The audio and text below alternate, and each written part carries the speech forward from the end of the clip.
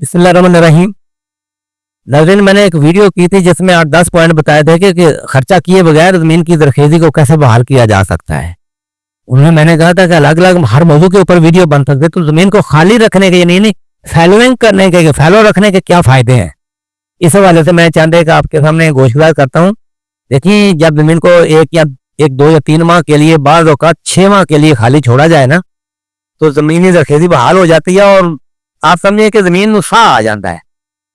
फसल के बाद जल्दी-जल्दी फसल लेने से ज़मीन की ज़रख़ेज़ी जो है वो डिप्लीट हो जाती है।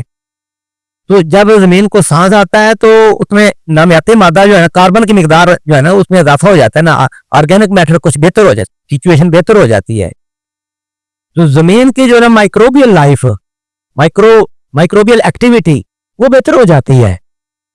न सिर्फ ज़मीन की फिजिकल कंडीशन बेहतर हो जाती है, बल्कि ये जो जरासीमी अमल, क्योंकि ये जरासीम ही तो ज़मीन में खुराकों जो हम खादें डालते हैं उनको भी दस्तयाब करते हैं। बायोलॉजिकल कंडीशन जो है ना वो बेहतर हो जाती है। तो फिर एक खाली रखने का एक फ़ायदा ये होता है कि फंगस के स्पोर वगैरह मर जाते हैं। जो साबका फसल में जो कोई बीमारी के इनाकुलम जरासीम उसके अंदर मौजूद पड़े होते हैं, उसके डेब्रिस के अंदर, वो सारे वो भी जल के तबाह हो जाते हैं, ख़त्म हो जाते हैं। सूरज ज़मीन में जो है ना, सूरज की शुआएं और ऑक्सीजन ये तो बीमारियों को ख़त्म कर देती है।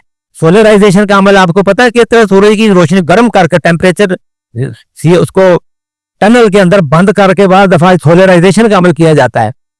तो ये जी देखें, जब ज़मीन को अच्छी तरह खुश्क करके फिर इसको पानी लगाया जाता है ना, तो पानी ठहराने की सलाहियत में बहुत इजाफा हो जाता है। तो जड़ी बूटियां, बहुत सारी जड़ी बूटियां छोटे बीजों वाली जिनके अंदर कार्बोहाइड्रेट्स होते हैं बीज के अंदर, वो बहुत से बीज तलब हो, तुम भी जंगली जाई तो मुकम्मल तौर पर ही आप समझिए कि सोलर इस अमल से जो है ना वो खत्म हो सकती है। बाद बीजों के बाद भी सख्त भी होते हैं, वो साल तक गर्म मौसम में खाली रखने के बावजूद वो तो जिंदा रहते हैं। तो लेकिन याद रखें कि बहुत से बीज जो है ना वो हाई टेम्परेचर, जब टेम्परेचर 40 से ज्यादा पे जमीन को खाली रखा जाता है ना, तो बाद जड़ी बूटियों के बीज तलफ भी हो जाते हैं।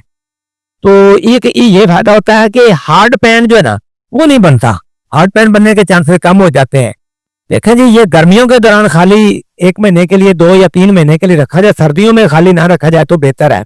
खाली रखने से मुराद में ये नहीं है कि बिल्कुल ही उसको छोड़ दें। अगर देखें 45 डिग्री सेंटीग्रेड की गर्मी पड़ रही है और कोई भी फसल उसमें नहीं है, मूंग लगा दें, जंतर लगा दें, कुछ ना कुछ थोड़ी बहुत फसल का कवर क्रॉप जो है ना वो लगी हो, तो वो भी फैलोइंग के कैटेगरी में ही आती है।